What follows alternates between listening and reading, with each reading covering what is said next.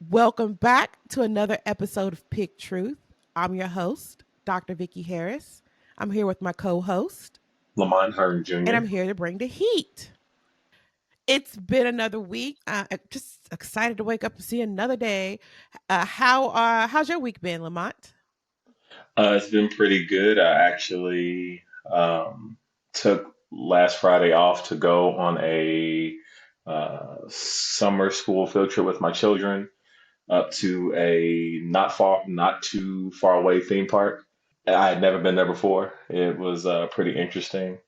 Had a real good time with them, and I might do it again this upcoming week. Just, my kids were excited, and I was more excited to be there with them. So it was a really good time. Ah, that's so beautiful. That's a lovely thing. The camp we are at this year doesn't do field trips, which I'm not Hmm. upset about. But they do have like swimming and every other day at this point. But and we get to pick the days they go, so that has been amazing. At first it was every single day, and then we went down to three because they wanted to stay home a couple of days. And so they proved that they could without harassing their mama. So I appreciate it, but there's been no field trips, and but it's all good though. My week. I will say that I told my husband this today. Absolutely told him today that like I feel like my life is a bit of a dream.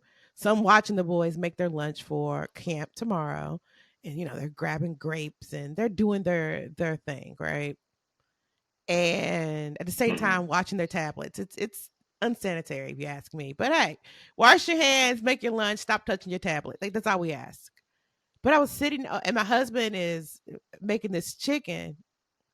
We'll talk about that in a second. It's called Marry Me Chicken. Like we'll talk about that in a second. But and I'm leaning up against the Okay. sink and I'm seeing everything, and I'm like, it's like a dream. Like I really enjoy what I do. It's hard and it's challenging, and not very many things are difficult and challenging for me. Period. Like I figure it out because none of us knew how to walk, and I just somebody learned it. I can learn it. That's really how I move Right. forward. But it's just beautiful to like my family.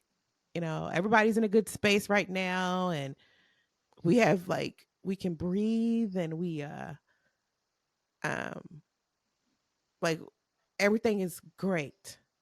And I'm happy in the moment. And my husband was like, "You don't have to wake up, enjoy it." Like, no, I am enjoying it. I'm enjoying it because I feel like it's a dream. It's. So I'm very blessed. I'm very happy, and even on my worst days, I still have this tribe. Now, sometimes I don't want to be around them. They get on my nerves, but I have them. So it's exhausted and complaining as I want to be sometimes. I recognize how extremely blessed I am. How Hmm. wonderfully blessed we are, and I'm very happy. But more importantly, so my husband made this chicken. My husband's the chicken king, Hmm. okay? And yesterday he was like, "I'm gonna make this chicken called better than marry me chicken or something of that nature." And I Hmm. really did not care the title of this. Like, really, honey? Like, I don't feel like I need to be in any of these decision making processes at the moment. Like, you just tell me what we doing for dinner. You're like, what do you want? It's his week. We alternate weeks. So next week it's my turn to Okay. decide what we're having for dinner and make sure it gets cooked. Like that's we switch off weeks. So I ain't think anything of it. I am starving. I ate a beautiful, sensible breakfast because since my husband's in charge of cooking this week, we had a hot breakfast. We have no hot breakfasts last week, but this week, Hmm. 2 for 2. Like we he's out here making life happen. And so I go upstairs, make the chick. He's cooking this chicken, and I take a bite of it and swoon. It is so good. So like I take it, I'm Hmm. like, this is so good.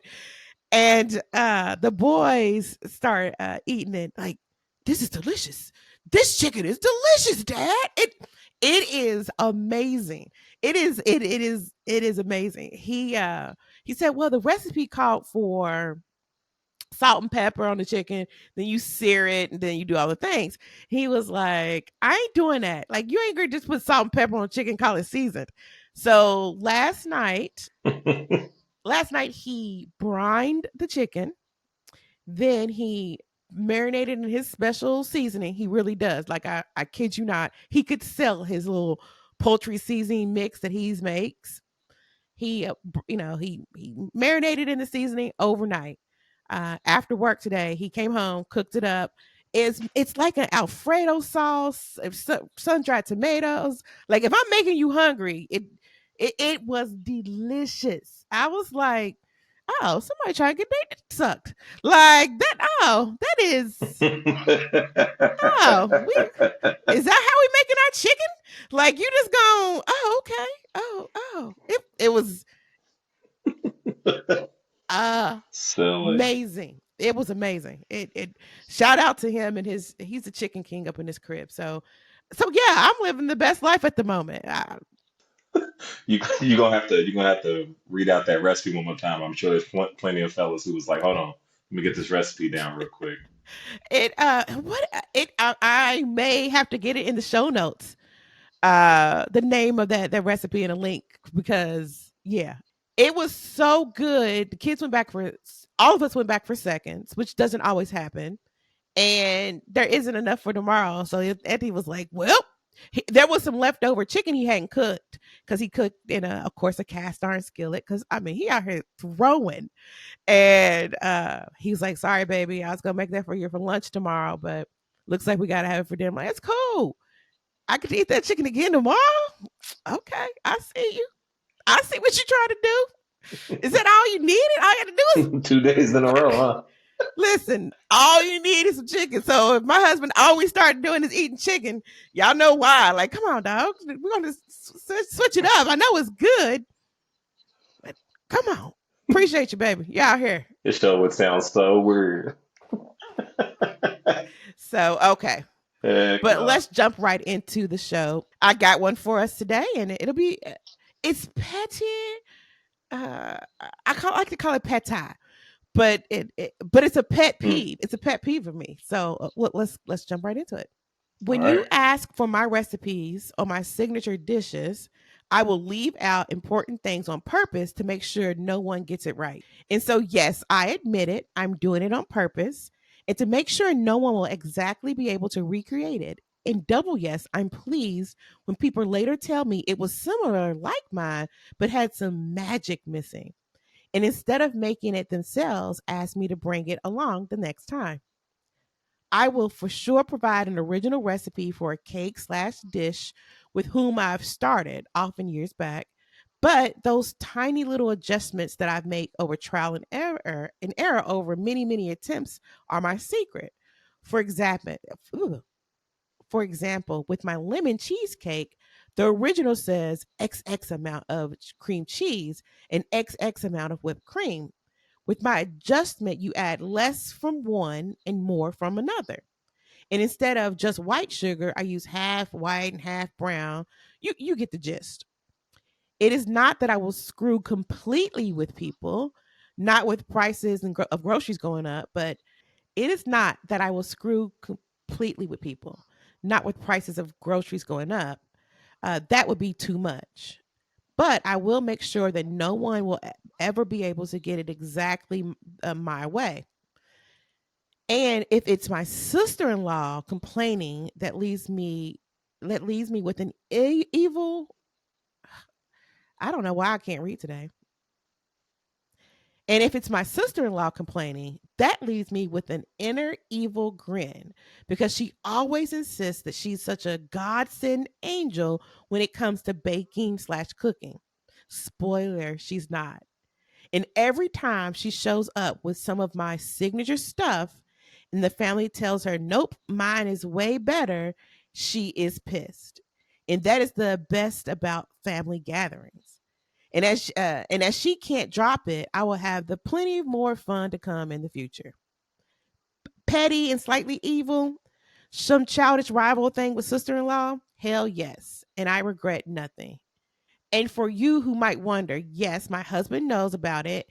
and takes his own fun out of regarding it for my sister. I don't know what that means. But yes, my husband knows about it and takes his own fun out regarding his sister. But if I ever happen to have a child that loves cooking and baking, I will be sure to make sure I'll be gifted with every single one of my recipes when the time is right. So that's that first confession. This confession definitely screams of self-preservation. Um, this is a when you first started telling me, it reminded me of the show Everybody Loves Raymond. For those who don't know, this was a show in the 90s. Uh, Comedian stand-up Ray Romano he had a show about being married with twins and an older daughter. His mother and father lived across the street. His brother was a cop who, for a while, still lived with the parents, and it was always family antics. So it was very similar to a lot of 90s shows with familial antics and things like that. But his mother was very much insistent on being the matriarch of the family, and she always gave her daughter-in-law a hard time about how she cooked. So, just on one episode, she gives her a recipe, but she changes one ingredient. And I can't remember the exact ingredient at this moment, but whatever it was, I think it was she gave her, instead of something sweet, she gave her something tart, and it completely messed up the recipe. So when Ray's wife tried to make the meal, it just did not turn out right. And she gave her the ingredient from her actual cabinet, but what she did was she replaced the label and gave her the wrong thing. So she thought she had the right item. But this screams of self-preservation. I would say if I was rating it, I would say it's this could irritate others. So I would say it's a jalapeno. In that context, I don't personally think it's bad. Exactly. I understand that for people, you take pride in something you do. You may want to be able to keep that to yourself. And it does create this notion where people look forward to something from you, and it may feed a part of who you are as a person to have that attention on them. But I'm sure this could irritate others. There are some people who may feel compelled to be like, why wouldn't you just want to share in this correctly and allow people to have that same joy? But they may not understand that for this person, this may be what they hang their hat on. So, you know, that's my stance on it. I will probably have an unpopular opinion. Like, this annoys me to no end. And I try to understand where does that come from. So if if I make one time I made jambalaya cabbage. So anyone who's in New Orleans, please don't be angry with me that I just said that. We know it doesn't exist, but it's okay. I can call it whatever I want to. So I made jambalaya cabbage. Basically, instead of rice, we use cabbage. And somebody's over there turning and like, that's not jambalaya cabbage. So how dare you? I get it. I understand. I come in peace. I'll give you the recipe.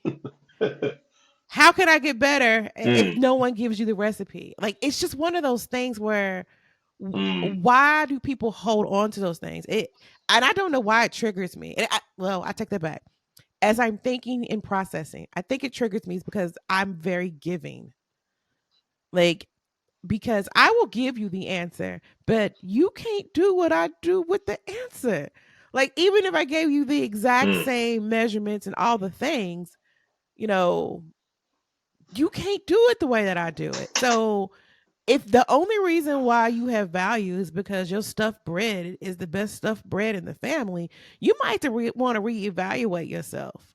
Like, if mm, the only way that you feel needed is if I'm not telling anybody my secret chili recipe, it's all mine. It's chili. Like, get over yourself. Give up. I mean, like, like it's and then you swear yours is the best. Everything. I don't know. I don't know why. This one actually, I'm rating it higher than you. I'm rating it a jalapeno. mm. It's a spicy truth. And I'm giving you the side eye. I really am. It annoys me. Like, I can't. My great aunt grandmama Baba Jean told me this, and I Barbara Jean didn't even have the same access. Like, did you? Some of these internet recipes are the bomb. You just take them and just like my husband did with that chicken. Like you take the recipe and you make it Mm, right. But I don't know why this annoys the shiznit out of me. It annoys me. Like it is. I can't do what you do. Like I can't or the way you do it. Like I'm just asking, what's the recipe? right. But people want to talk about gatekeeping. Quit gatekeeping recipes, fools. Stop. Let everybody know how you make the pound cake. Let everybody know. Get on my nerves. That shit gets on my nerves. Oh, it's my great grandmother's recipe for deviled eggs. And like, you don't even like deviled eggs. Tell people how you make them. I'm just throwing it out there in the streets. Like, stop living that scarcity mentality and share your damn recipes. Mm, Shoot, get on my mm, nerves. And it's like mm. people be serious about it, Lamont. And we live in. Yeah, heavy. Go ahead, Lamont. No, I'm saying heavy. That's it. Yeah, and we live in pseudo South.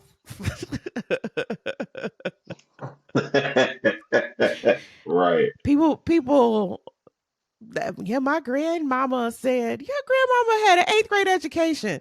Like, why are we taking that advice?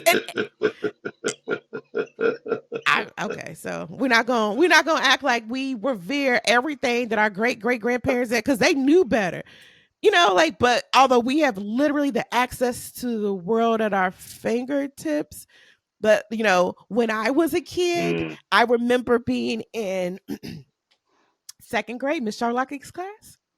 Were you signaling me? Oh, no, no, no, no.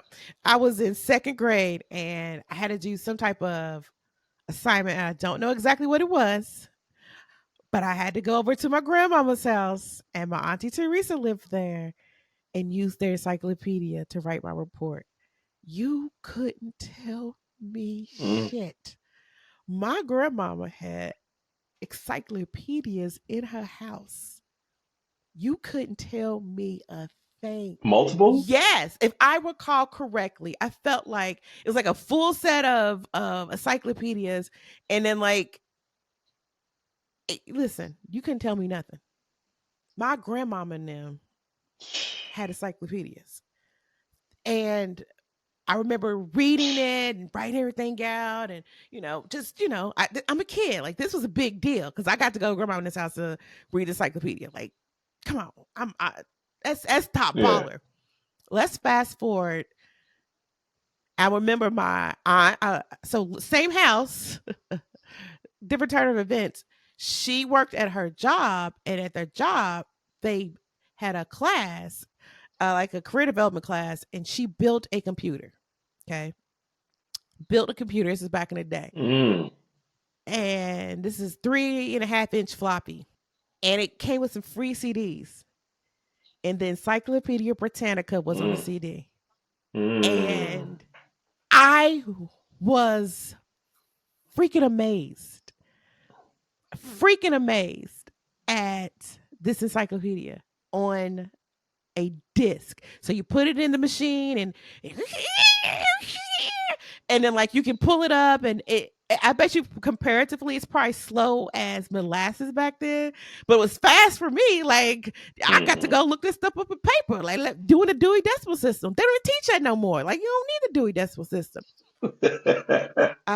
But Nah. now, literally, it's yes, you can find anything on the internet, but what you can also do is find peer reviewed journals.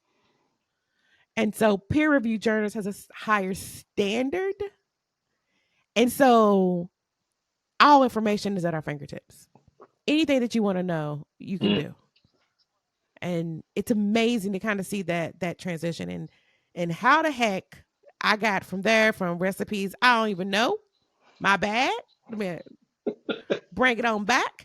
No, you're good. Listen, anybody who's listened to this show knows this is how this works. We will get off topic. That is part of this. That's just what Yeah, we it's do. off topic, but yep. If you would like the recipe for actually, you know what?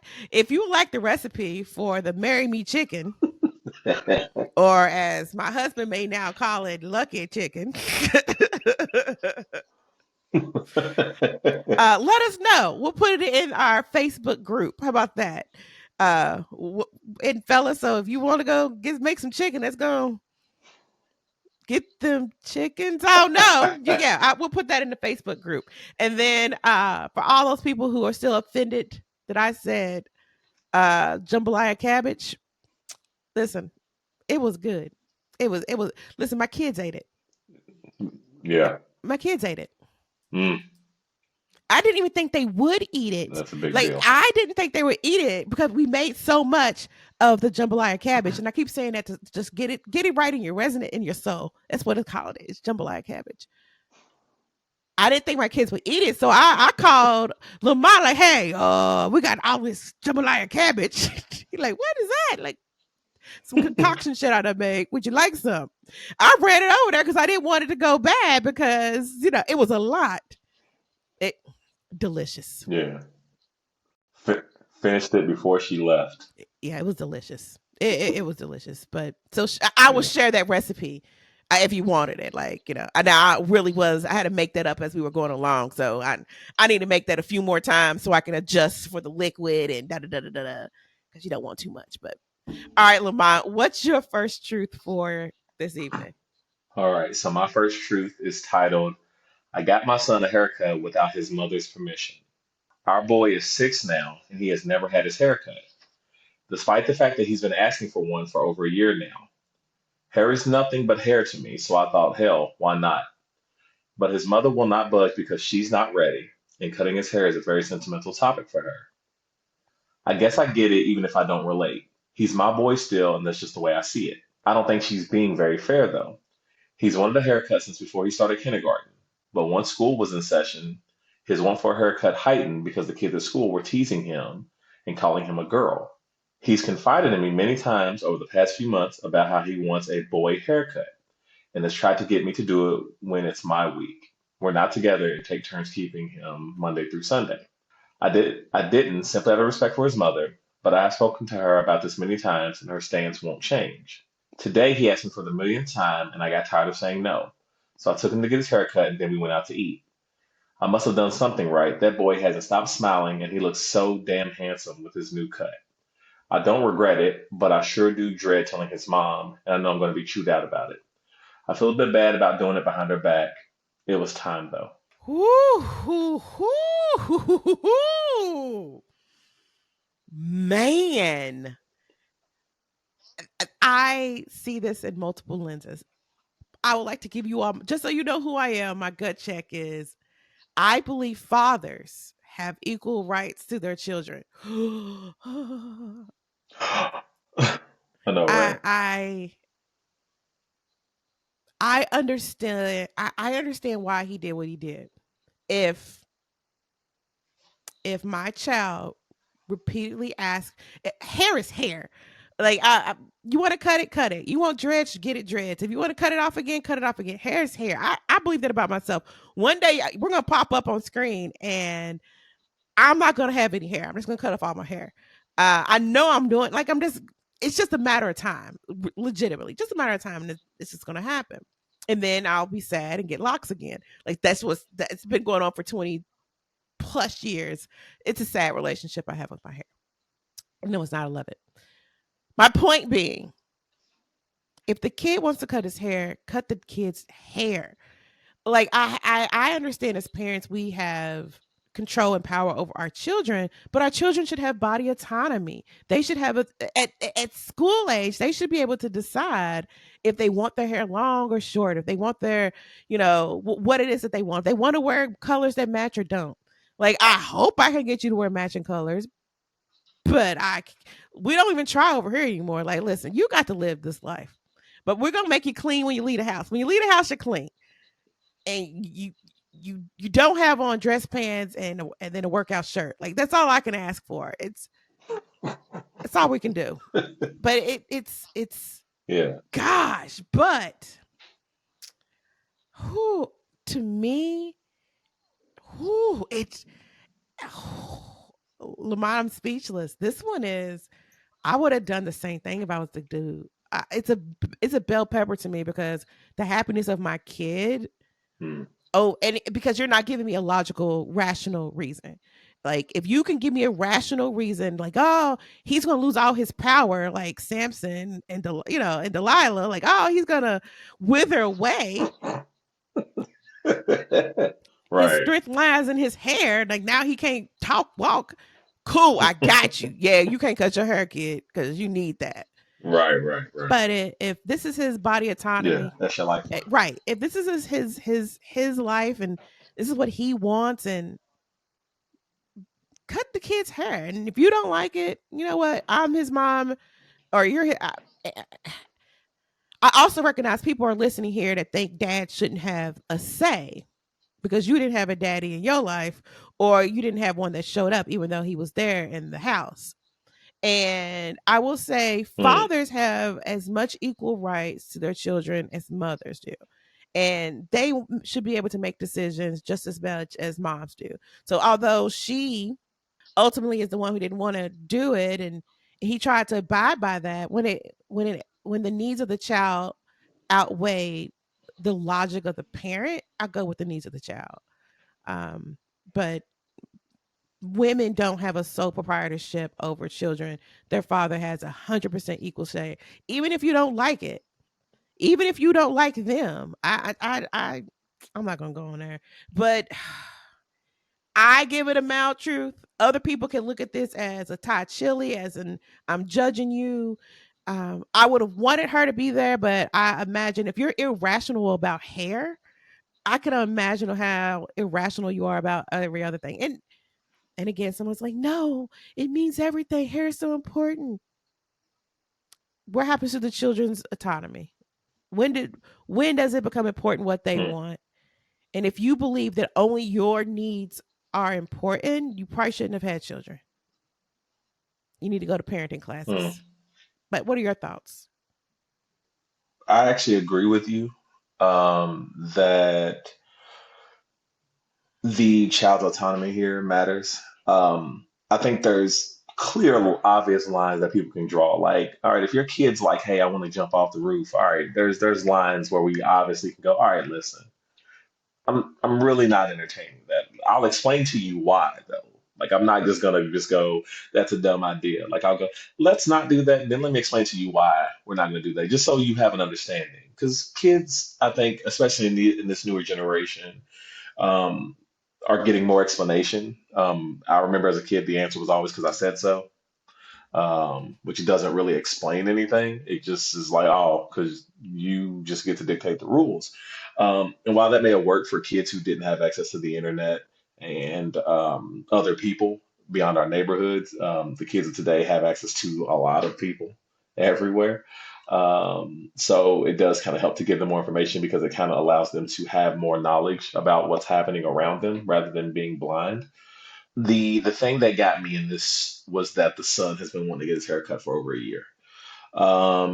If my child is wanting to do something that is not detrimental to their health or could not put their life at risk, I have to, regardless of my situation. Obviously, I'm married to my wife, as Vicky is as well, as I've heard her talk about the jaw opening chicken. I'm sorry, married me chicken. But even in that case, we still try to communicate about things with the children, and we include the children when it involves them, because it is their life. Like we are here to be stewards of it, to lead them, give them information, and try to direct them. But even when we have to, I guess, for lack of a better term, control what is happening, we don't want to do it in a way that comes across like a dictatorship. And just the notion that or I'm sorry, not the guy, but the mother would be upset that this child wants their haircut, that I have an issue with. Now, if she is upset because she's not there, that's a little different. Like maybe she wanted to just share in the moment, but the clear answer we're getting from here is that she may not have been reciprocal to it. She would have had issues and caused issues and probably would have made the kid not want to do it because they wouldn't have wanted to upset their mom, which is to me worse because now you're making this kid feel bad about an action that they're wanting to do to feel better about themselves. Um, and I just think about it as you know, with my own son. My own son did not have his haircut until this year. He is grade school level and has had long hair. Um, and he did not. He for years did not want his haircut. My wife did not want his haircut either. I was cool with it, but I give my wife absolute credit on the fact that the moment our son said he wanted his haircut, she jumped right into the action of reaching out to me about a barber. She directly offered me the opportunity to set it up. Um, and I mean, we went through with it. And he got his haircut, and he liked it. The second time, the first time he got his haircut, they faded it a little too much, and he wasn't excited about that. But as far as my rating here, I gotta agree with you. It's a bell pepper. Um, it's hair. Um, if this kid feels better about their hair, and it's not where they like, did something, dangerous, it's fine. I don't think it's worth, you know, the mom flipping out about I have to agree. I have to agree. But I wonder what other people think. Like it's my kid. I say. I mean, people really do have that weird it. belief that the wants and needs as the mom supersedes all others because they know better. Again, but you learn from your mama who barely finished high school. But it's okay. Uh, just jesting, Yeah. just joking around, joking around. I'm gonna go into my last confession for tonight. Let's see. I prioritized our family dog over my friend in need. I'm in my early 30s and live with my wife and have two young daughters in a decent sized apartment. Recently, a friend of mine who is going through a divorce asked if he could stay with us for a while. After discussing it with my wife, we agreed to let him stay. However, there was one issue that came up. My friend mentioned that he has a severe dog allergy. My friend mentioned that he has a severe dog allergy and asked us to get rid of the dog and thoroughly clean the apartment before he moved in. We were caught off guard because we didn't know about his allergy as we never had any problems when spending time together in other dog-free environments. I explained to him that we couldn't put our dog out because he's an important part of our family. Our dog is getting older and it would deeply upset our daughters and us if we were to give him away. Unfortunately, this meant we couldn't accommodate our friend's request. Now, my friend is spreading negative comments about us within his friend group, accusing us of prioritizing our dog over his health. I've been receiving multiple calls claiming that I am the one at fault for not helping him in his time of need. Yeah. Yeah. Okay. So I'm not like an overly into pets person. I like pets, but it's not something that I feel like I need. Like if I go through the rest of my life without a pet, I'll be fine. But also at the same time, I do not dismiss the connection and bond that people have with their pets. Um, I understand that. Um, First, let me start with this. When you're coming into someone else's house, you are coming into their domain.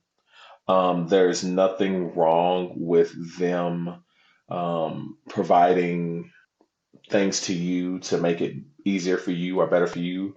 But if you feel like you should be able to come in and completely direct and change how they live to suit you as the person who is in need of them, it's kind of weird. It almost to me comes across like if you were to see someone homeless with a sign that said they were hungry and you brought them food and they were like, well, why'd you bring me this? You would be thrown off, right? Like that would kind of throw anyone off if you were like, well, wait a minute, you said you were hungry, and they go, oh, there's pickles on here, and they throw the whole burger away. You'd be flabbergasted, aghast. You'd be mad. Um, I don't. I understand the notion of this person saying that their life would be at risk due to allergies and things like that. But at the same time, you also have to take into account if you're going to ask, if you're asking a friend to let you stay with them and you are aware that they have pets, because if you're this close, you're aware they had pets already, I would assume, or you should be aware.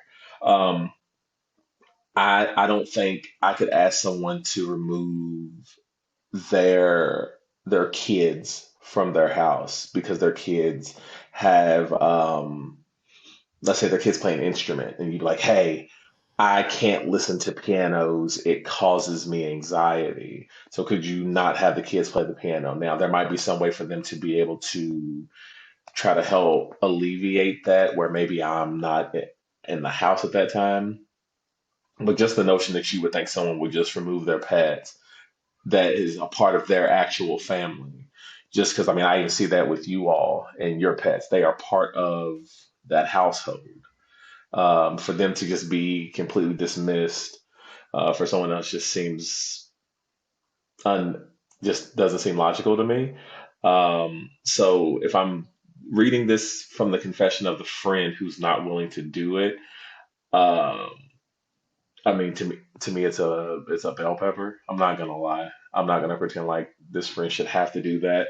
Now, if they are offering and they knew that this friend had an issue with their allergies and you did that, I think that would be wrong. If they were like, yeah, you can come over and you are completely aware that this friend had issues with allergies and it could cause them health risks, that's different. Like you shouldn't have just offered at all.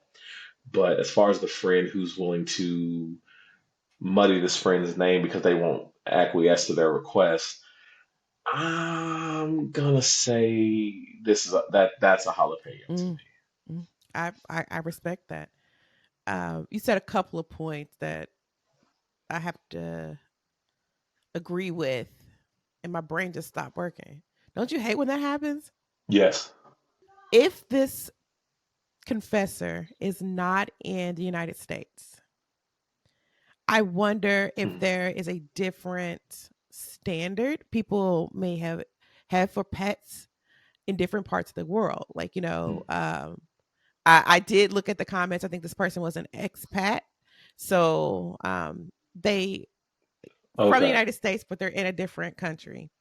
So I could recognize that some people are like, your food, you're keeping your dinner over having me in there. I can understand the frustration there. I Hmm. think there's a huge sense of entitlement to think that you should get rid of your dog. So like we have two dogs, one that's held together with duct tape, and at this point I don't really know how he's still around. I love him dearly. He's like he's a dog. He's like a cat. It's a weird situation. It's weird. He's 17, 80, 90, whatever. Really, I think is he 16 now? 15 or 16. Oh, like again, I gave him his last rites and he still came back. Like I think my husband took him to pet cemetery instead of the vet and he came back like good as new.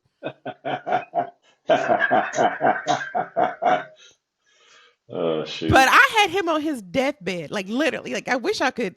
I got pictures that I done cuddle him up with a blanket and like not even a blanket, it was a towel. Like the dog towel. Oh, he's Pharaoh. You were a good guy. I love you. Love hey love you. And he lived, Silly. and I don't want to get rid of him either. Like I wouldn't. You can't be like, oh, I ain't moving with you, but you need to get rid of Pharaoh. Like, yo. He's been haunting this house for far too long for you to come in here and You are I'm silly. just saying, I wouldn't get rid of my dogs for it. And then I have other dog, Otis. Yeah, I'll let him go. Like if you was like, listen, I need a place to stay, but Otis can't. Otis, anybody come to see you, Otis? Um, No, I wouldn't get rid of Otis like that. Trust me, we tried like a year ago, and the meltdown that happened when Otis almost got evicted. It I joke, Otis gets on my nerves, but I miss him when he's in the border. Like, oh, where's Otis? Like, I dropped some food. Who's going to pick it up? Like I, I wouldn't get rid of my dogs. It's a sense of entitlement to believe that someone should. It's one of those take it or leave it Right. pieces. Like, hey, this is you can stay here, but here's our accommodations. This is what we can offer. And maybe he can ask. You can ask anything you want. Hey, can you get rid of your dog? But be willing to accept that there could be a no. And like let's go back a little step. Am I the only you the one getting a divorce? Why are you getting a divorce? What happened there? Like, you blaming me? Let him stay with his wife then. How about that? Let him stay with you. Don't call me because I Mm, won't let my move my dog out. And I got two daughters in here.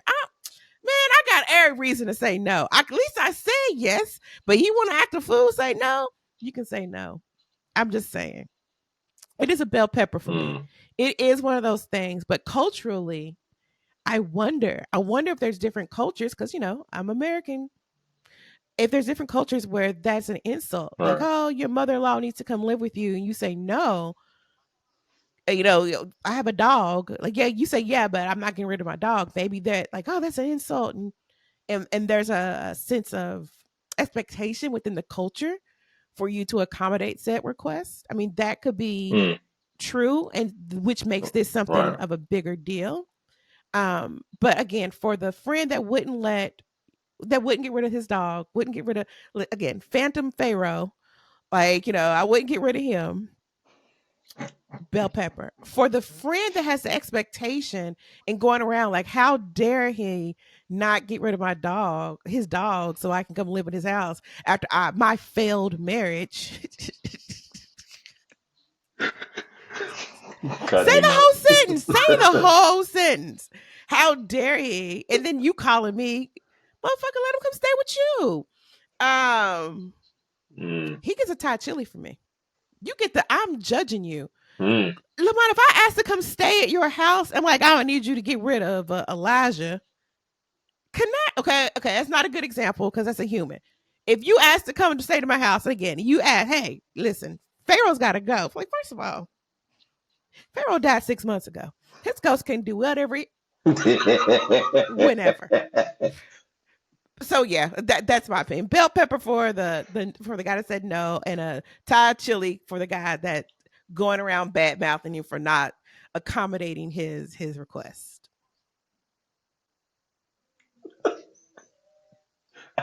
I don't know why I keep seeing the dog from Nightmare Before Christmas every time you say that. I keep thinking of Zero. I don't know. Hey, and listen, guys. My husband may listen to this episode and talk bad about me. I love me some. Well, the first half he'd be like, "Yeah, baby, that chicken was good. We're having it next week." But the other part would be like, "Don't be talking about." I love Pharaoh. I really didn't think he was out of here though. Like, I mean, he was just laid out, splayed out. Then he threw up. I thought Pharaoh was not long for this world, but at this point, I think he's like a turtle. He's gonna Uh, outpace us all. He's gonna have a whole universe on his back. It's Pharaoh, the that's Pharaoh the deep. ghost. Sorry. So, all right. So, what's your last one for us this week, Lamont? All right. Definitely don't want to have to switch gears like this, but we're going somewhere very much so Okay. different. Um, my boyfriend's father is trying to coerce me into having an abortion. So I'm confessing this here because I just really need to get it off my chest and I want some feedback. For clarity, I'm not seeking advice on whether I should get an abortion or not. I'm 20 and my boyfriend is 21. We've been dating for 2 years or so. We've always been careful when it comes to sex. I'm on birth control and we always use condoms, but until maybe 6 months ago when we decided not to use condoms anymore. It sort of made me nervous at first, but after a few months went by and I didn't get pregnant, I guess I just got comfortable and thought it'd be It felt fine. good to you. I feel like I It felt good to you. Sorry, guys. Sorry. we need that Tony tone. It feels good part right there. Feels Like just a good. little smidge of it. Right. Um, I feel like I just let my guard down and then got pregnant. I'm 11 weeks and 1 day pregnant. This wasn't in the plans for either of us right now. We're both in college and he'll graduate next spring. He told his dad, looking for some advice like a normal dad would hopefully give. His dad told him that I should get an abortion. It's totally fair to have that opinion, but he didn't sugarcoat it at all. Just basically told him he needed to say or do anything to convince me to get an abortion. My boyfriend has not been saying or doing anything to try to force me to have the abortion, however. I mean, we've talked about getting married and having the baby. He knows that if I have a baby, I really want to be married. I don't want to be unmarried with a baby. It's just how I feel. Am I dead set on having the baby? No. I feel conflicted. I'm scared as hell. His family is well off. My family is just normal, not into fancy things. My parents live in the same house they bought together before they even married. They don't care about the biggest and best. My boyfriend's family is the exact opposite. But my boyfriend is more of a genuine person than some other people in his family. I'm not with him for his money. His father looks at me as if I'm some sort of trailer trash. My parents worked really hard and saved and sacrificed to send me to good schools. I'm smart, work hard, and feel like I'm a good person overall. I met my boyfriend at those good schools. That's where we first met. But the tuition was like a drop in the bucket for his family, whereas my family had to scrape and do everything they could to get me to this school. Anyway, I say all this just to illustrate what his family is like and to give some backstory about why his dad doesn't like me. I've never done anything wrong, never hurt his son, never asked for money. So anyway, I was at work the other day and one of my coworkers came to tell me there was some man in the office asking for me. I'm thinking, what man would be here asking for me? Of course, it was my boyfriend's dad. I was shocked. At first, I thought maybe something bad happened to my boyfriend. Why would he come to my job? He said he wanted to talk to me. He doesn't have my number, but knew where I worked. So the talk amounted to essentially him trying to convince me, guilt trip me, into having an abortion because otherwise I'll be ruining his son's life because I'm so not up to par for what his son needs. He said if I don't get an abortion, then he'll make sure I don't marry his son and I'll eventually be a single mother that nobody will want, ruining my own life and dreams. Oh, how kind of him to consider my life and my dreams. He wants to pay for me to get an abortion and to go a few hours away to do it and tell me I can tell my boyfriend that I decided to get an abortion of my own free will. I don't know if I should tell my boyfriend what happened. I hope he'd believe me, but what if he doesn't? I knew his dad didn't really like me, but I never expected him to go this far. Maybe I should just never speak to him again and run far away from this relationship and that family altogether. I know the things his dad said about me stings, and it left me feeling horrible about myself. I'm seriously scared about what he's going to do or where he'll show up next. Hmm. Very interesting. My first thoughts are ignorance, of course. I was thinking, but what if you are trailer trash? Like, and I don't appreciate how she Right. expressed, well, her family had to work for everything. His family likes the biggest and the best, so they're not genuine. Like, because I think she was like, he's her boyfriend who knocks you up and has put you in this position is genuine, but his family's not because they like the best things. Like, okay, Hmm. I don't even know what the confession here is. Should you tell your boyfriend? Yeah. I mean, like, if he's gonna believe you, he's going to. If he's not, he's not. Like, yo, your pops ran up on me at your pops ran up on me at Save a Lot with a hanger talking about Not the like I hanger need to though. get rid of the baby. I you definitely tell him this is not take to your Right. deathbed. This is because you didn't do anything. Like I was just sitting here chilling. We both made this decision. To Right. we are old enough to know intimacy can lead to children, and we need to have that conversation. Do what you're gonna do. Like I'm not gonna. You didn't ask for advice about having a baby or not having a baby. Although like you could really talk to the dad, but like listen, if you decided you're not gonna have the baby, like listen, cut me off some of that cake. I'll save your kid's future. I'll cut me off some of that cake. Uh, and it also could be the father may not be used to know. It could be so wealthy that that is not a normal. It's not something for him that he accepts very easily. Because there are people who are so rich out there Mm, that there is no, there isn't a no for them. Like no one says no. But yeah, I really right. don't like the whole description. My parents had to work hard to send me here. His, you don't think somebody had to work to get that?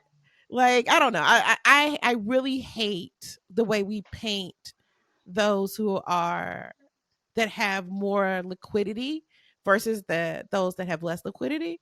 Mm-hmm. Um, just like I don't think Mm-hmm. people who have extra are inherently bad and disingenuous. I don't think people who have less are lazy and don't work hard. I think that Mm, I think that people need to be met on their own merits, and what their parents or didn't or did have access to doesn't really correlate. At the end of the day, y'all had a baby, y'all don't want a baby, you got to make a decision. And if your boyfriend was right. willing to tell you that his daddy said to coerce you in any way possible, why the fuck wouldn't you be able to tell him like, "Oh, your daddy came up around the streets," and like, why didn't you pull out their phone? Like, I would have pulled out that phone and like, "Your pops is up here," but I'm maybe I wouldn't have Right. At least hit the phone and put it on speaker. You know what I mean? something, but if the pops really went up her to her job, like I don't know where she work at, but it's got to be a public place because you can't just walk up and. Baskin Robbins. Are you being serious? Are you being serious? Cause Nah. dog, I just wanted to say, nah. dog. Cause I'll be like, he attacked her Nah. with a spatula. Like that is not okay. He got a scoop. Save my son. I probably shouldn't make light of this. That's wild. It's just jokes, inappropriate jokes. I like abhorrent humor. Right. Sorry, guys, irreverent humor. Uh, uh, Bell pepper. It's mild. I'm kind of judging you for even having to ask. Should you tell your boyfriend? That's just dumb. Like, yeah, you. If I'm trying to think who I wouldn't tell. Like, if my mother-in-law ran up on me at my job and like I worked in a public space because you gotta get past security. Well, not now because now you just gotta walk in my house. But before I had jobs where you had to get past security. If my mother-in-law came up there talking about you ruining my son's life, you need to have an abortion. I'm like, yo, before she gets back to her car, I'm on the phone with my husband, like, yo, what's for dinner tonight? Let me tell you what happened with your mama. Stupid.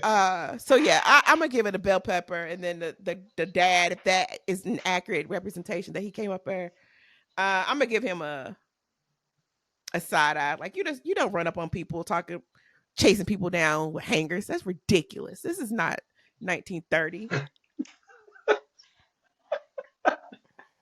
What do you think? So, so beyond the hanger part, which was not in there, but it's still hilarious because you are so silly. Um, yeah, like so I feel a couple different ways about it. Like, absolutely, I feel like the father's out of pocket. As far as her feeling like she needs to question whether she should tell the boyfriend or run away, I find the option of her just running away to be something I'm judging. Just because unless this is a situation where you feel like this man is just not, and I'm talking about the boyfriend, not his father. If you feel like he is just not going to want to be present, that's a different conversation. But if he's not giving you any indication that he's going to not be present, you running away is creating an issue or a potential barrier, should I say, for your child that you don't necessarily have to have. I'm not saying that the grandparents will be receptive or not, but at that point, unless this boyfriend of yours is giving you any indication or any concerns about his willingness to be an active father, you removing that option from him is the part I'm judging. Fair. Yeah, that part for me stood out. Now, as far as her talking about the boyfriend's father and family wanting the biggest and best, I don't think anything's wrong with that. I think we have to understand that there's a lot of nuance to finances with people. It's not as cut and dry as this person has six figures or is a millionaire and this person has to work and live check by check. There's a lot of nuance there based on um, where they started, how things have happened, where the market is. There's so many different variables there that go into that, that it's that just trying to label it cut and dry like that, like her family is hard workers who just never had it versus this guy whose family has it and they just want to stunt. It's like, well, I mean, different strokes for different folks. It could be that they inherited the money or they could have earned it. And when you said that, I heard So ain't stunting if you got it, kid like me. Ain't stunting if you got. I recognize that. And I agree with what you said. Like I think there we always are trying to categorize ourselves to this weird elitism. And you're right. It's not about how much money you make. It's how much money you spend. It yeah, bottom yeah, line, there's because probably people who make, well over $500,000 a year that are living paycheck to paycheck because they spend so much, because they haven't recognized and yes, understood it's not about what you. And then it's also different types of rich. So I'm gonna have to give a shout out to. I'm gonna have to. What is the name of that author? I'm gonna have to give a shout out to somebody. There is different types of rich, and for us mere mortals who are not born into wealth, it is we need to pick our rich. And so there's an author, it is called, hold on. I Will Teach You to Be Rich by Ramit Sethi. He might have a Netflix show as well. But I Will Teach You to Be Rich. yes, he does. It's called And yes, so I haven't seen the Netflix show, but I've read the book. That's yeah, that's me. And one of the things that I yeah, appreciated is that you pick your rich. Like what is wealthy look like for you? And and then that hmm everything else, you buy one ply toilet paper.